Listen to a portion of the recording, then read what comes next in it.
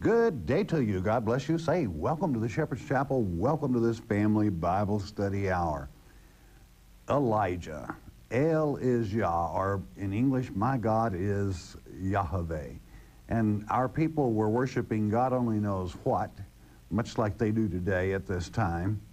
And Elijah, the very name meaning there's only one God, and he's our Father. That's what his name means, and he was the prophet of prophets, the prophet that appeared with Christ on the Mount of Transfiguration.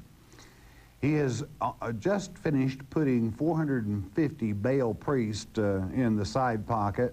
Well, that is to say, putting them down, and in a rather humorous way. I enjoyed it, I hope you did, as he mocked them and then made his prayer, and God consumed the offering on the altar. In other words, he accepted Elijah's sacrifice.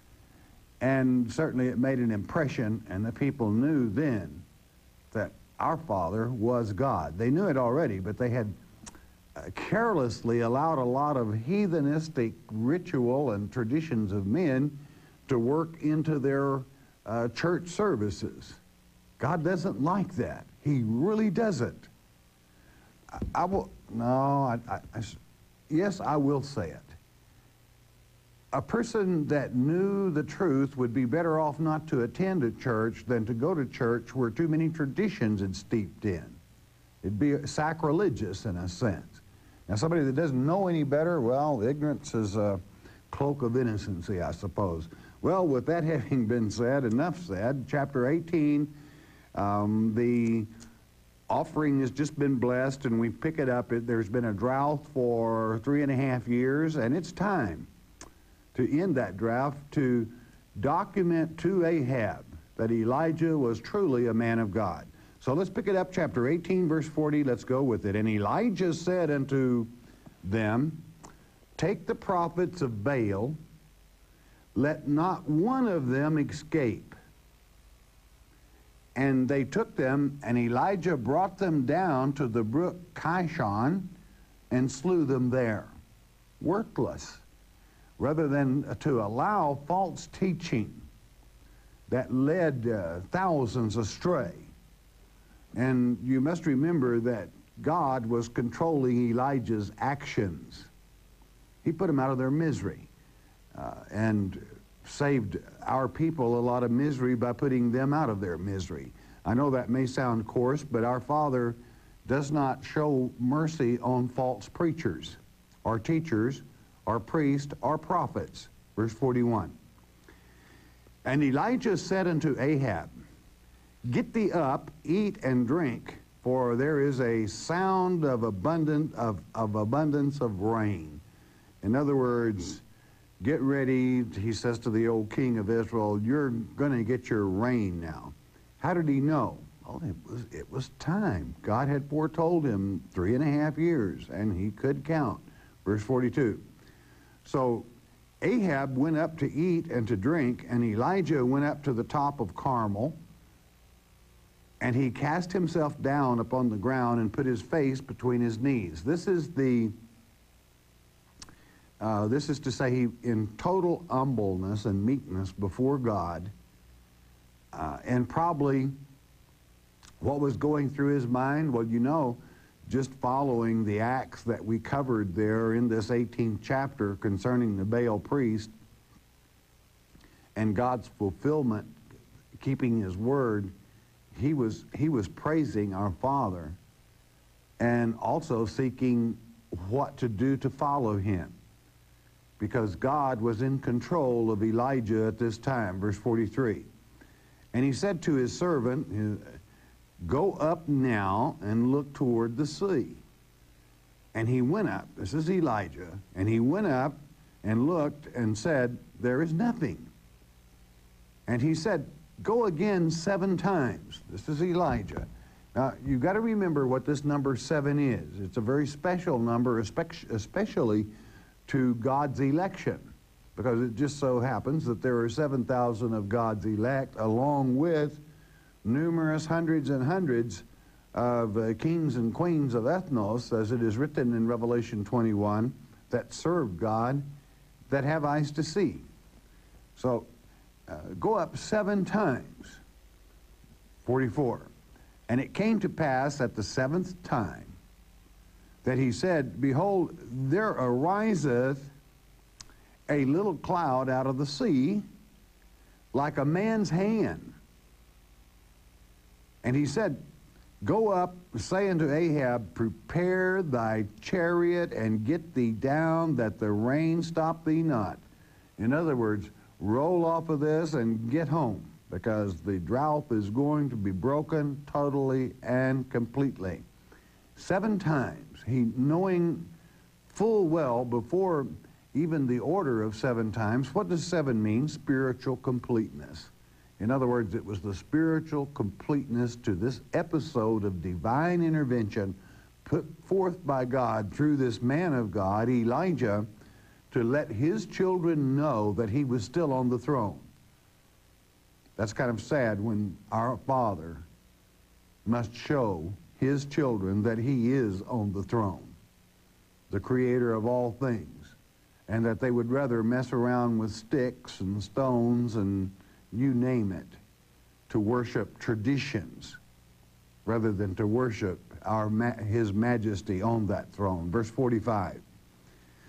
And it came to pass in the meanwhile that the heaven was black with clouds and wind, and there was a great rain.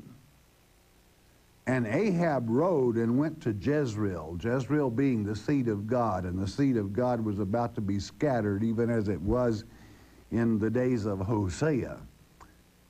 You know what else happened? Verse 46.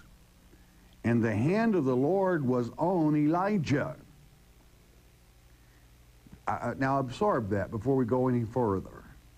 The hand of the Lord was on Elijah, and he, being Elijah, girded up his loins. That means he took his belt. Men wore skirts at this time.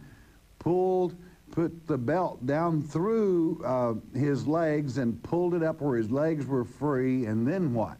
And ran before Ahab to the entrance of Jezreel, 18 miles like a deer, outrunning horses and chariots. Again, documenting the divine, like a royal runner, only with supernatural speed. Why? God's hand was on him. What does that say to you?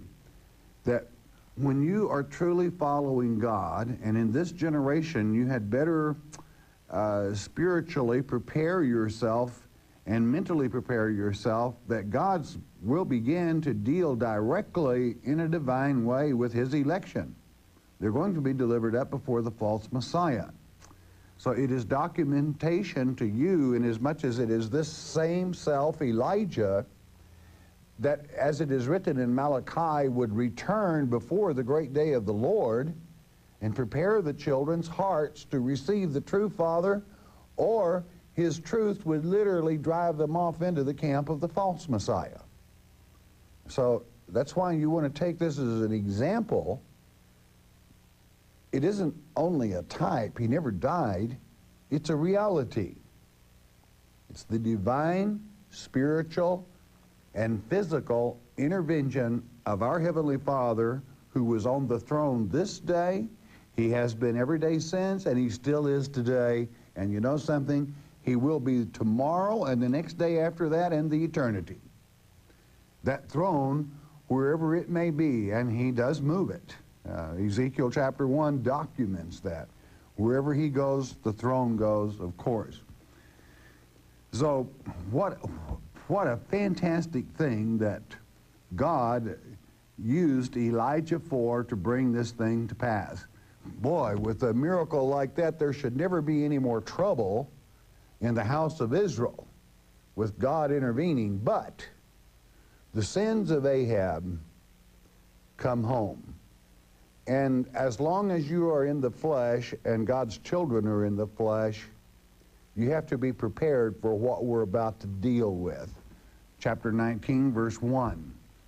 And Ahab told Jezebel all that Elijah had done. And withal, how he had slain all the prophets with the sword. I mean, they were her prophets. These were Jezebel's main boys, you know, all 450 of them. Probably we know now why she kept the other 400 from attending. That is to say, the Asherah Grove worshipers, where the sexual fertility rites took place, where the egg rollings happened, they were spared. Probably are still to this day. Be that as it may, uncalled for, but said and good enough. Now,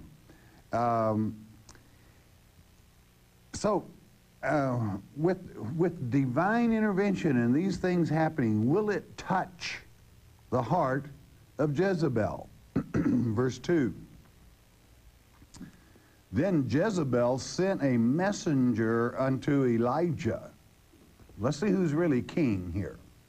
Saying, so let the gods, lowercase, idols, do to me, and more also, if I make not thy life as the life of one of them, that's to say the Baal priest, by tomorrow about this time. In other words, Elijah, I'm going to have your head.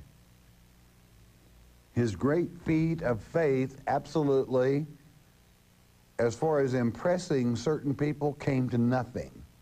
It amounted to nothing. Some people have no faith, nor do they believe. I have witnessed in my lifetime God showing great miracles to people, and seemingly they weren't even aware that it happened.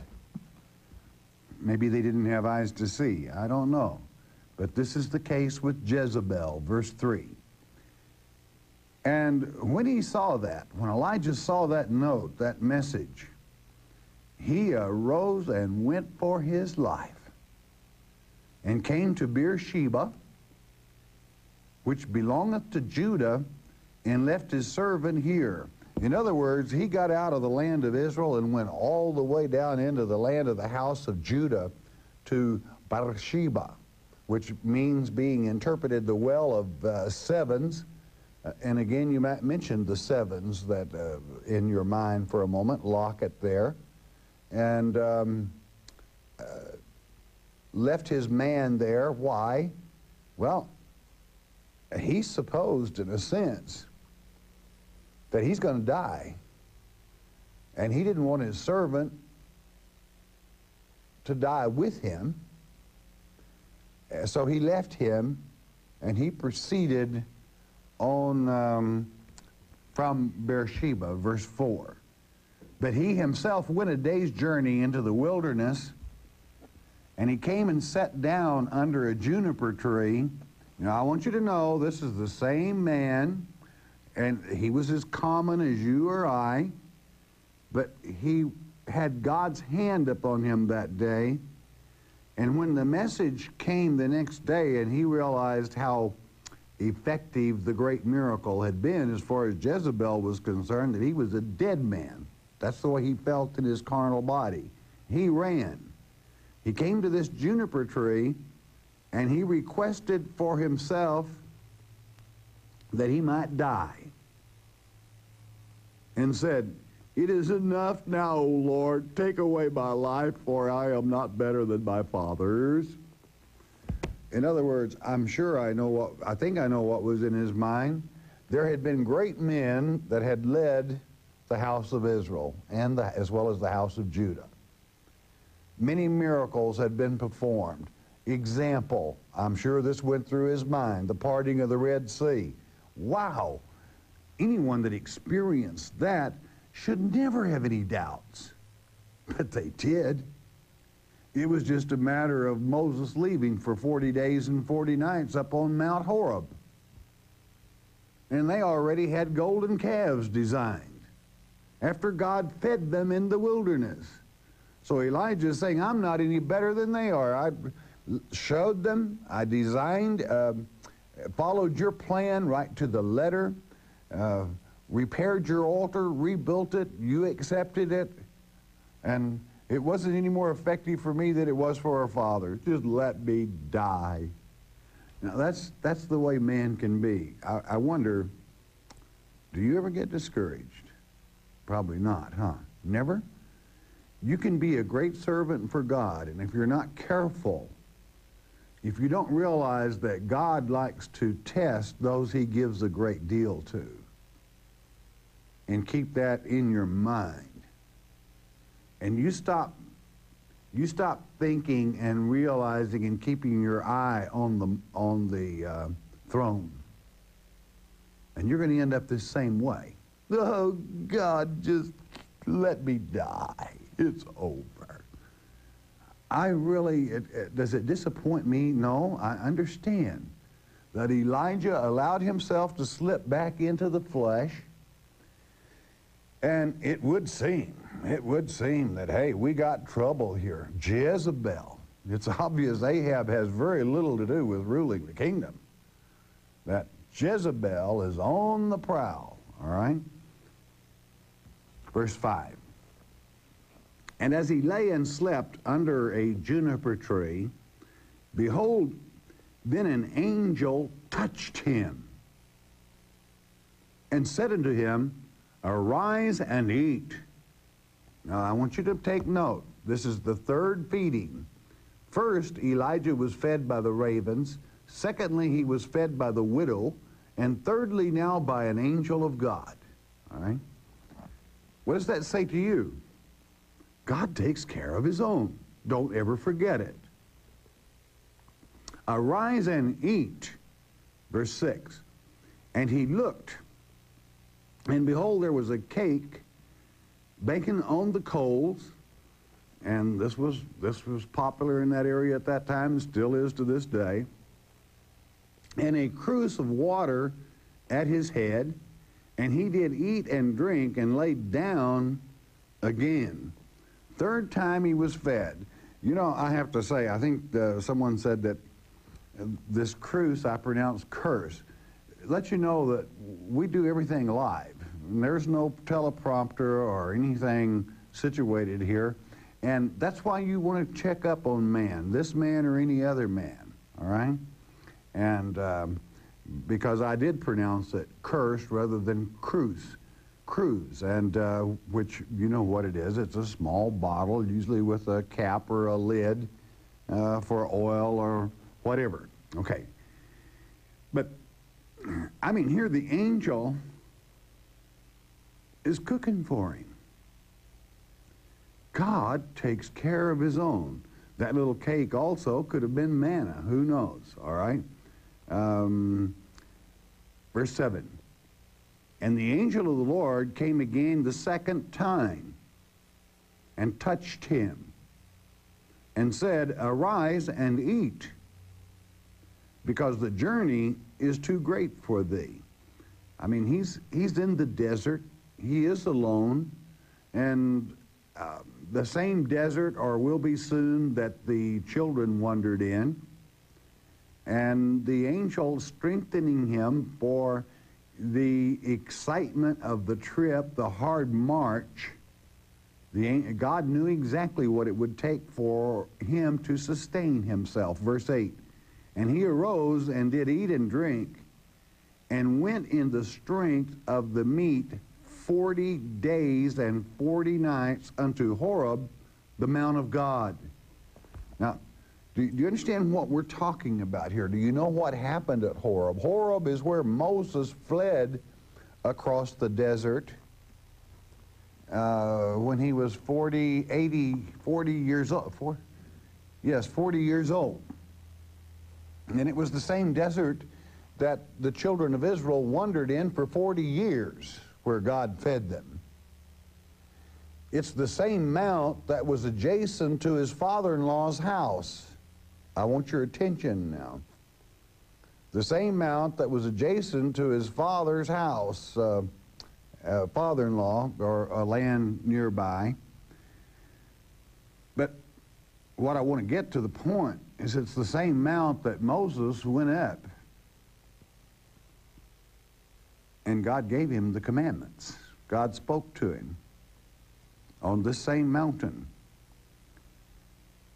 It's about 180 miles from Beersheba to this mount. he could have made it in a lot less than 40 days. But I think probably God wanted you to know that in his wondering and meditating, God was strengthening him. And I think this has a great deal to do with this end generation. Because it was 40 days and 40 nights that Jesus was tempted in the wilderness himself by Satan, Matthew chapter 4. What does 40 mean? 40 means probation. Do you think that God would never place you on probation? That's one of the points I want to really drive home within this, because some people can be offended and hurt and lose patience so easy. Be dissuaded, lose faith or hope. And you know from the get-go that we've got the victory. We're not going to lose. I don't care how tough your little old life gets. That means put this thing in gear and get out of your problems. Talk to him. Find a way around. Just because there's a brick wall there does not mean that you have to walk through it. There's always an end around, or over, or under. There's always a better way when you hit severe adversity. Think about it. A little change sometimes, or whatever. But don't be discouraged. Father puts us on probation. So he ends up, if you would, at this mount, the mount that Moses would go up for that 40 days, saw the burning bush. God walked by. I mean, he's in a pretty sacred place as far as touching God is concerned. And here he is. Did he have anything to worry about? Did God lead him here? Of course he did. There should be no doubt in your mind about that, because God has directed him, whether naturally, supernaturally, with his divine will, one way or the other. So here he is in the desert, and on the mount that God spoke to Moses. Verse 9, and he came thither unto a cave, and he lodged there. And behold, the word of the Lord came to him. And he said unto him, what dost thou here, Elijah? Question. You see, I want you to look at that. Don't just read it and say, well, he said that to Elijah. No, he says it to you today too. What are you doing here? What are you doing? What do you believe? What do you know? Why are you here, he might ask. Well, it is interesting. You know, there would be no way of knowing for us today, but it brings my mind to a scripture so strongly I cannot help going there. You're not going to have it. Exodus chapter 33, when Moses went up this same mountain, so forth. In verse 22, Exodus chapter 33 reads, and it shall come to pass, while my glory passes by, that I will put thee in the cleft of a rock. That's a cave. And will cover thee with my hand while I pass by. 23. And I will take away mine hand, and thou shalt see my back parts, but my face shall not be seen. The same cave, possibly. Same mountain, cave, most likely. The cave of the burning bush, the cave where God would speak to Moses, and now he has Elijah who will appear in even this generation with more word from God, this same word.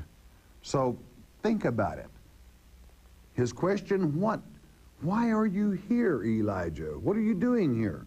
Verse 10, and he said, Elijah that is, I have been very jealous for the Lord God of hosts.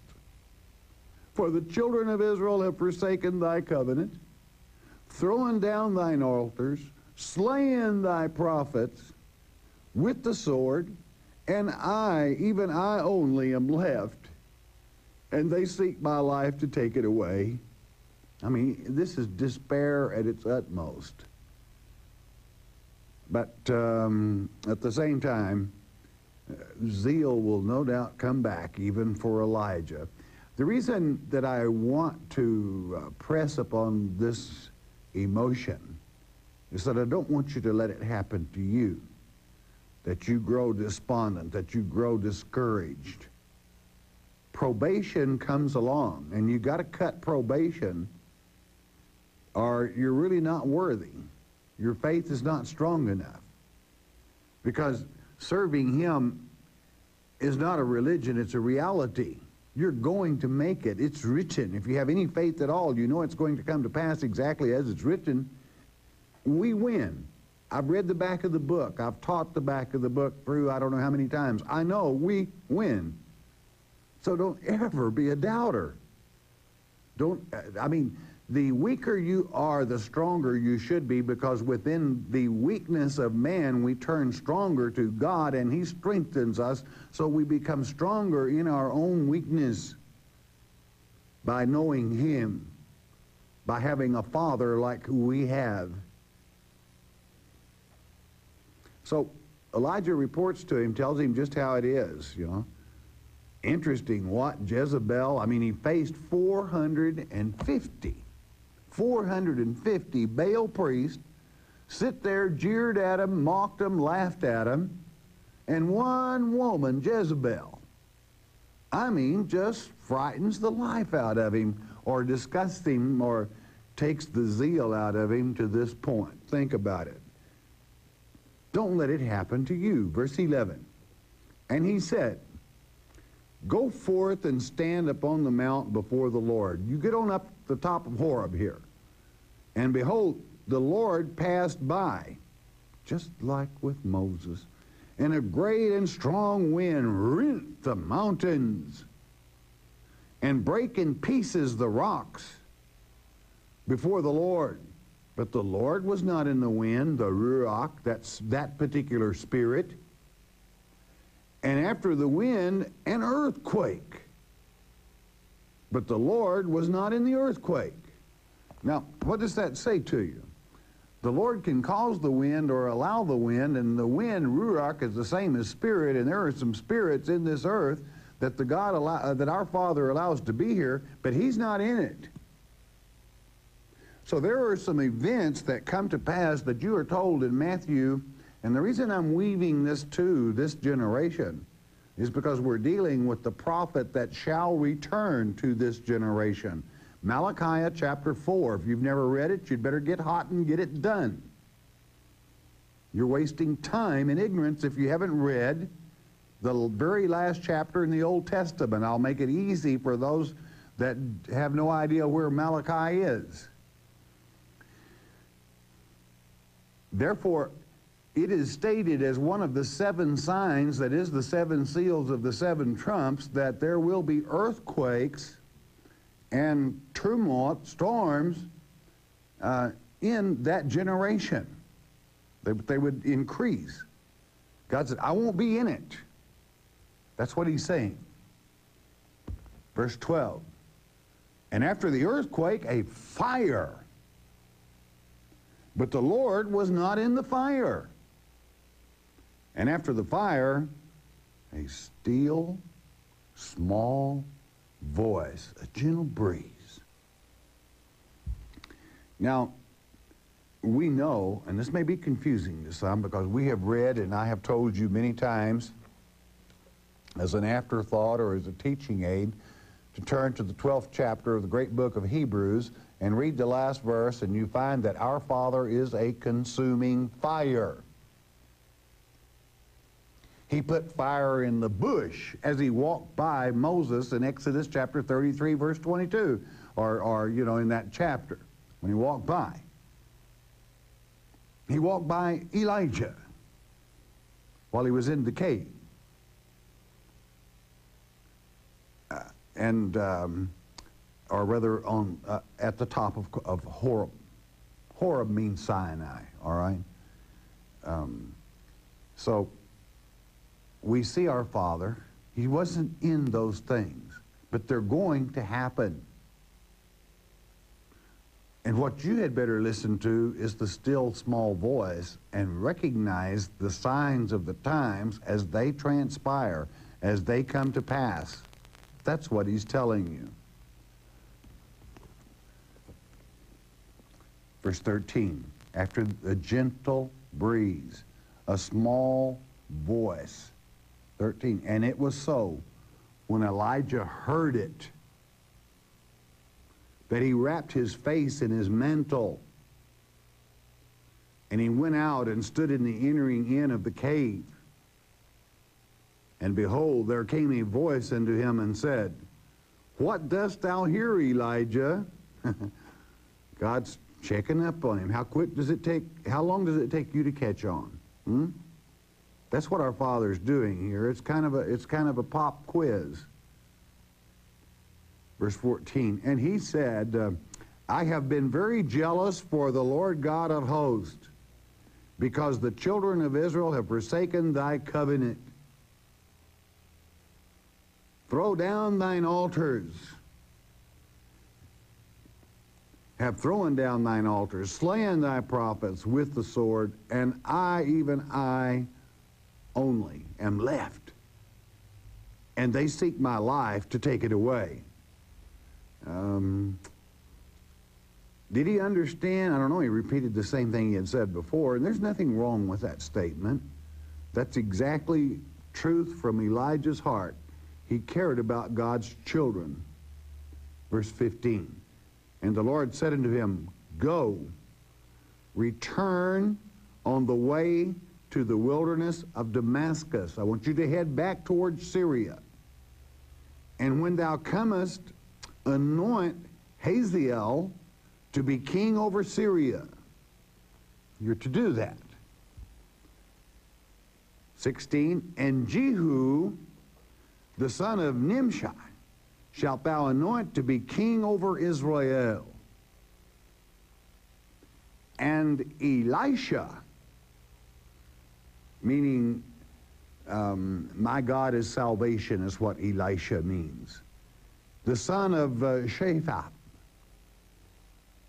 of a Bel-Meholah, shalt thou anoint to be prophet in thy room. So God's kind of going to, in a sense, he's still got work to do, but God's going to give him his choice. There's just one problem. God's not going to let him die. God brings the whirlwind or the whirling object and picks him up and takes him home. We will find that as we continue our study in these great chronicles and reports of the kings. What does that mean to you?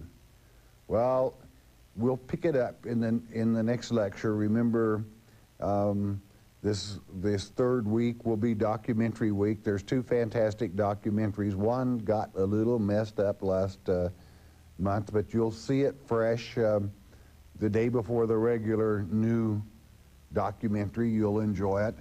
But then in that next week, we'll pick it up here, all right? And I myself will be preparing for Passover through that week's time. And so what a fantastic time, and what a word our Father gives us. You see, this should concern you, because it has to do with he that shall return to the generation of the fig tree. That's you. You're it.